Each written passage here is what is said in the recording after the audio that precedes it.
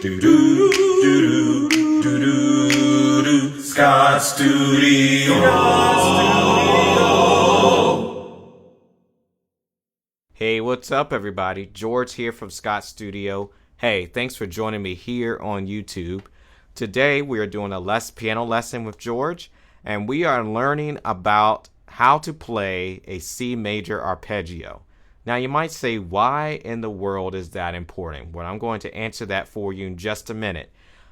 Before we get started, don't forget, right below your screen, hit the subscription button below so that you can get first dibs on piano tutorials here on YouTube.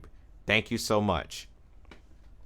All right. You may ask, why is an arpeggio so important? Okay. Knowing your arpeggios on your piano opens up all of the keys to you. It gives you the ability to sound more full in your keys than perhaps the person who is just playing chords. And it also allows you to begin to scroll to low and high so that you can do fill-ins as you play. Okay? Now, I'm only going to start with C major. Perhaps in the future, I'll be doing other keys, how to play in the keys, and those types of things, okay? But for today, I'm just going to take this one thing apart so that you can practice it.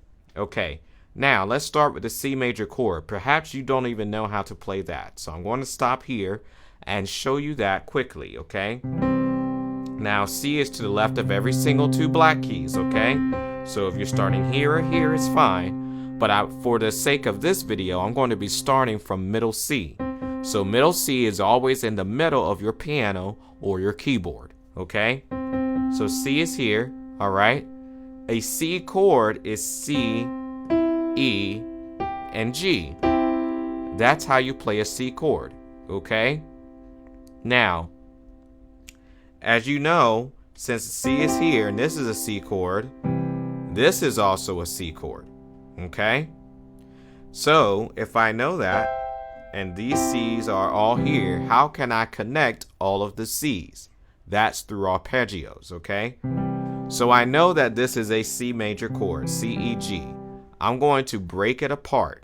So I have C, E, G, C, E, G. Now, for the sake of fingering, you want to use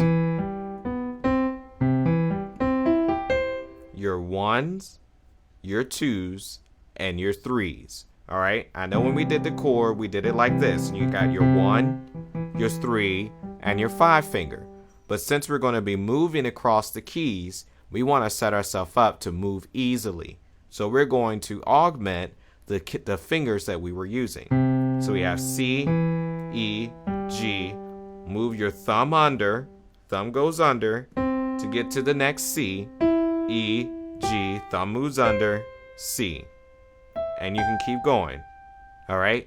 Same thing here. If we're going back.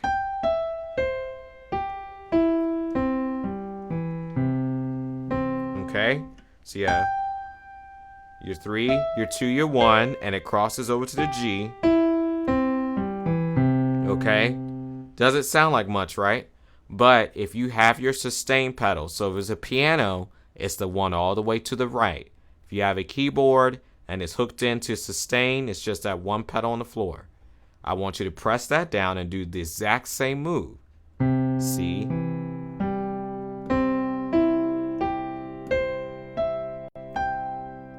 Suddenly now we have the whole different sound, okay?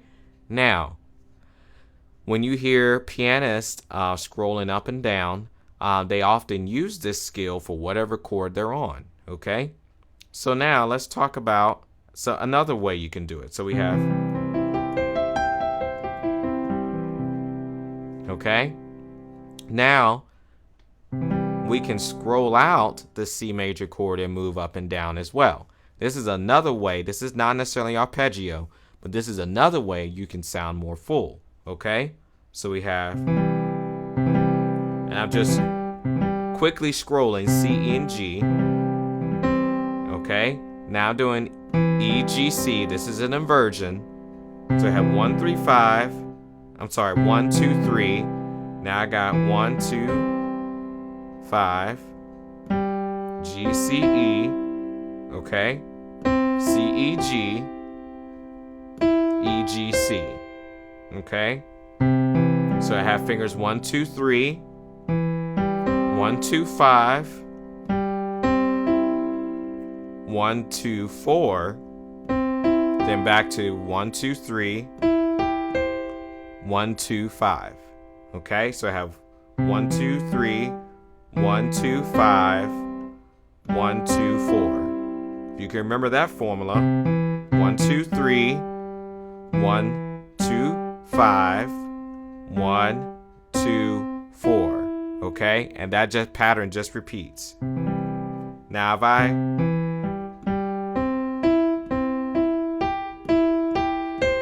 you're going to want to take that slow until you can speed it up. All right, take it as slow as you need to until you get it under your hands.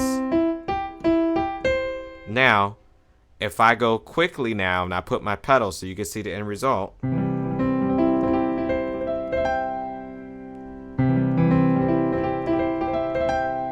See that? Okay, so even if I'm playing something simple,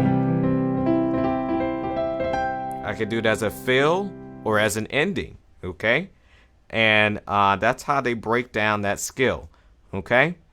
So like I said, you're going to want to take this slowly. Break it into pieces. Work up your hands. You're training your hands to be able to do this. So it's going to take practice. But once you get it, no matter what key you begin playing in, it's really going to open up your ability to play a lot more than what you were playing before, okay?